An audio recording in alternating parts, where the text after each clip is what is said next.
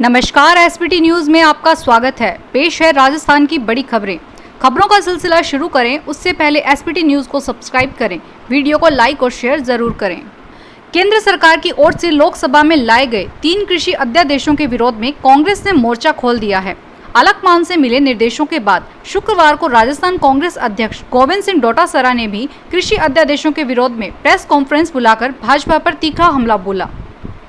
उन्होंने कहा कि इससे बड़ी कंपनी और बड़े ग्रुप आएंगे, जबकि किसान मजदूर बन जाएगा और कृषि पर कॉरपोरेट घरानों का कंट्रोल हो जाएगा। उन्होंने कहा कि केंद्र सरकार के इस निर्णय से तो छोटा किसान मजदूर बन जाएगा। हालांकि कोरोना को देखते हुए कांग्रेस ने इन अध्यादेशों के विरोध में सड़कों पर तो नहीं उतरेगी। बीते कुछ महीनों से जीएसटी क्षतिपूर्ति मुद्दे पर केंद्र और राज्य सरकारों के बीच विवाद बढ़ता जा रहा है। इस माहौल में वित्त मंत्री निर्मला सीतारमण ने एक अहम बयान दिया है। उन्होंने कहा कि क्षतिपूर्ति मामले पर जीएसटी काउंसलिंग ही विचार कर कोई रास्ता निकालेगी। जीएसटी काउंसलिंग की बैठक अक्टूबर के शुरुआती हफ्ते में होने वाली है। वित्त मंत्री निर्मला सीतारमण ने कहा कि जीएसटी क्षतिपूर्ति भुगतान के मामले में वह अपने पूर्ववर्ती वित्त मंत्री अरुण जेटली द्वारा किए गए वादे का सम्मान करेगी। राजस्थान हाई कोर्ट अधीनस्थ अदालतों व विधिक सेवा प्राधिकरणों में कनिष्ठ लिपिक व कनिष्ठ निजी सहायकों के 2000 से अधिक पदों के लिए ऑनलाइन आवेदन प्रक्रिया फिर से शुरू हो गई है। इच्छुक अभ्यर्थी 1 अक्टूबर से 1 नवंबर तक आवेदन करवा सकेंगे। पूर्व में यह आवेदन प्रक्रिया 30 मार्च से शुरू होनी थी, जो 27 अप्रैल तक जारी रहती, लेकिन गत 25 मार्च को कोरोना वायरस को लेकर लगाए गए लॉकडाउन की वजह से स्थगित कर दी थी। राजस्थान में कोरोना संक्रमण पर काबू पाना मुश्किल हो चुका है। अब कुल संक्रमितों की संख्या 1,12,103 हो चुकी है। चिकित्सा एवं स्वास्थ्य विभाग की ओर से आज सुबह 10:30 बजे तक जारी आंकड़ों में 813 नए कोरोना पॉजिटिव मरीजों की पुष्टि हुई है। अब यह आंकड़े हर दिन बढ़ते जा रहे हैं। इसी कारण राज्य में एक्टिव केस भी बढ़ चुके हैं। अब 18,485 कोरोना के एक्टिव केस हो चुके हैं। राजस्थान में बढ़ते कोरोना संक्रमण के बीच अब बिना लक्षण वाले मरीजों से स्वास्थ्य महकमे में मुश्किलें बढ़ गई है। कोरोना महामारी की चैन न टूटने के लिए अभी चिकित्सा विभाग भी बिना लक्षण वाले मरीजों को कारण बता रहा है। विभाग की ओर से जारी बयान में कहा गया है कि जिन मरीजों में इस महामारी के लक्षण दिखाई नहीं देते, उनसे इसके संक्रमण फैलने का खतरा बना रहता है। इसका उपाय जन जागरूकता ही हो सकता है। कोरोना संक्रमण काल के दौरान केंद्र सरकार की ओर से राज्य को मिलने वाली मदद के मामले पर नेताओं के बीच आरोप प्रत्यारोपों का दौर थम नहीं रहा है। अब सांसद हनुमान बेनीवाल ने इस मामले पर मुख्यमंत्री अशोक गहलोत और सरकार के मंत्रियों को आड़े हाथ लिया है। उन्होंने लोकसभा में पूछे गए एक प्रश्न के मिले जवाब को आधार बनाते हुए सरकार पर निशाना साधा है। बेनीवाल ने कहा कि उन्होंने कोरोना संक्रमण काल के दौरान राजस्थान को मिली केंद्रीय सहायता के संबंध में सवाल लगाया था। इसका लिखित जवाब केंद्रीय स्वास्थ्य मंत्रालय की ओर से प्राप्त हुआ है। जोधपुर में कोरोना का क्रूरतम चेहरा अब डराने लगा है। लगभग 20,000 संक्रमित, 250 के करीब मौतें, संक्रमण के साथ बढ़ती मृत्यु और ऊपर से चिकित्सकीय बेपरवाही से सरकारी अस्पतालों में उठता आम जन का विश्वास। शासन प्रशासन भी बेपरवाह और आम जन भी अनलॉक में पूरी तरह आजाद। न मास्क की परवाह और न ही सोशल डिस्टेंसिंग का ध्यान। सभी जो होगा देखा जाएगा की तर्ज पर दौड़ पड़े हैं। लुप्त पोलो को नए आयाम देने वाले जोधपुर में इंडियन पोलो एसोसिएशन ने आगामी 13 से 31 दिसंबर तक पोलो मैच करवाने की सशर्त अनुमति प्रदान कर दी है। प्रदेश में जयपुर और जोधपुर 2 ही जगह पोलो मैच के आयोजन होते हैं। ब्रिटिश काल में भी पहले खेले जाने वाले पोलो को जोधपुर ने अंतर्राष्ट्रीय स्तर पर नए आयाम देने व द्वितीय विश्व युद्ध के बाद लुप्त हो चुके खेल को आगे बढ़ाने में महत्वपूर्ण योगदान दिया है।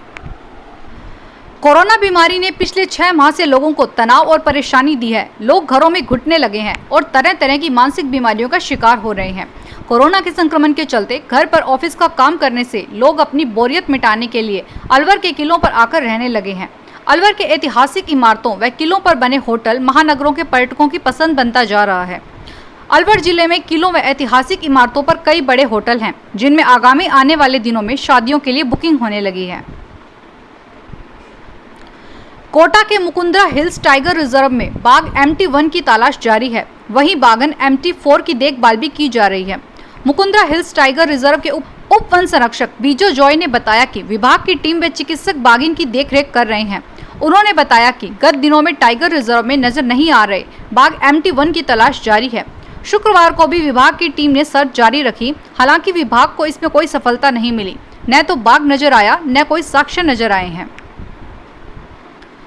हाई कोर्ट ने नगर पालिका कोटपुतली को निर्देश दिए हैं कि वह कोटपुतली मुख्य चौराहे पर स्थित फ्लाईओवर के नीचे दुकानों का निर्माण नहीं करे। साथ ही मामले में केंद्र व राज्य सरकार, जयपुर जिला कलेक्टर तथा NHAI सहित अन्य से जवाब देने के लिए कहा है।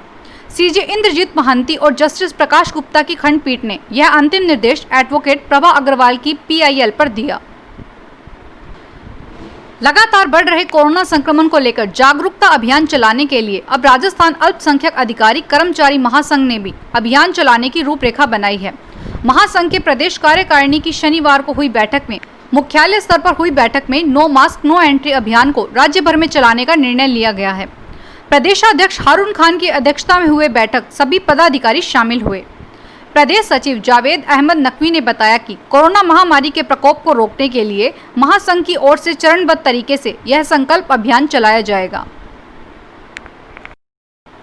नीट, JEE, कैट, मैट 2020 की परीक्षा में आवेदन करने वाले स्टूडेंट्स की निजता खतरे में पड़ चुकी है।